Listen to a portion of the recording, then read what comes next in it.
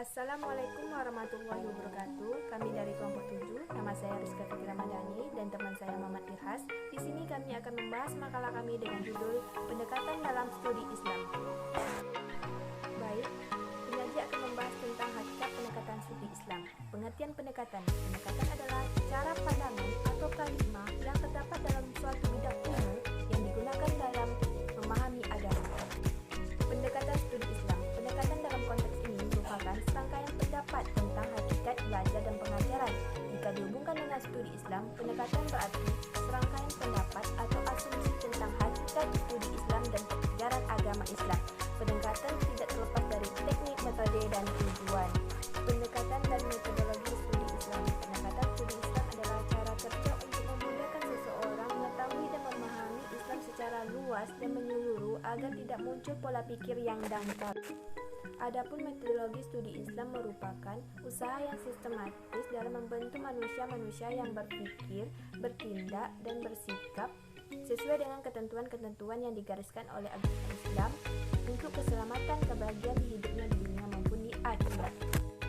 Baik, selanjutnya bentuk pendekatan studi Islam. Di sini ada 10 pendekatan studi Islam. Yang pertama, pendekatan normatif. Pendekatan normatif adalah pendekatan yang lebih menekankan aspek norma-norma dalam ajaran Islam sebagaimana terdapat dalam Al-Quran dan Sunnah.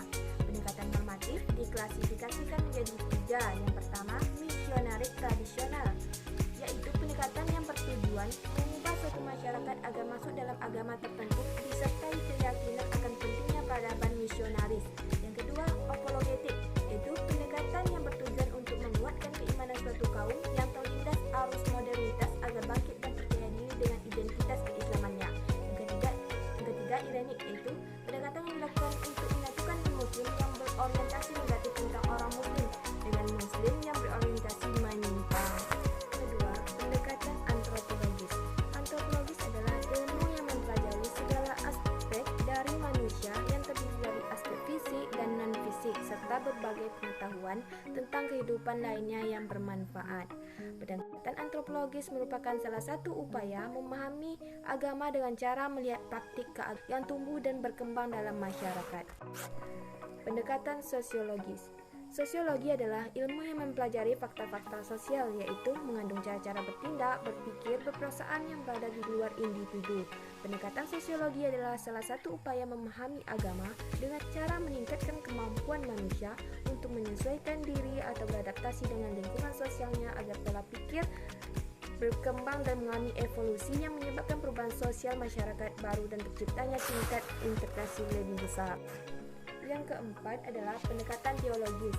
Teologi adalah ilmu yang mempelajari segala sesuatu yang berkaitan dengan keyakinan beragama atau ilmu yang mempelajari tentang Tuhan. Pendekatan teologis dibagi menjadi 3, yaitu teologi normatif, yang kedua teologi dialogis, yang ketiga teologi konvergensi. Yang kelima, pendekatan fenomenologis. Fenomenologi adalah studi Islam dalam bidang filsafat yang mempelajari manusia sebagai sebuah fenomena. Pendekatan fenomenologi merupakan pendekatan agama dengan cara membandingkan berbagai macam gejala dari bidang yang sama antara berbagai macam agama. Yang keenam adalah pendekatan filosofis. Filsafat adalah pengetahuan dan penyelidikan dengan akal budi mengenai sebab-sebab, asal-asal hukum, dan sebagainya terhadap sesuatu yang ada di alam semesta ataupun mengenai kebenaran dan arti adanya sesuatu. Yang ketujuh, pendekatan historis, yaitu sejarah. Historis adalah ilmu yang membahas berbagai peristiwa dengan menggunakan unsur-unsur tempat, waktu, objek, latar belakang, dan perilaku dari peristiwa tersebut.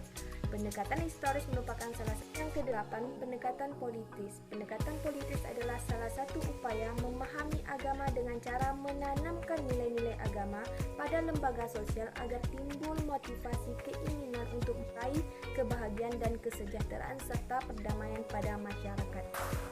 Yang kesembilan, pendekatan psikologi. Psikologi adalah ilmu yang mempelajari jiwa.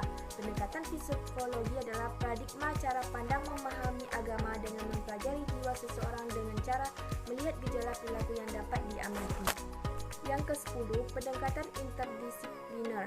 Pendekatan interdisipliner adalah kajian dengan menggunakan sejumlah pendekatan sudut pandang dalam studi, misalnya menggunakan pendekatan sosiologis, historis, dan normatif secara bersamaan. Baik, selanjutnya kita masuk pada pembahasan strategi pendekatan studi Islam. Yang pertama, pola kajian Islamic Studies. Studi ini menggunakan pola kajian Islamic Studies sebagaimana berkembang dalam tradisi akademik modern Barat.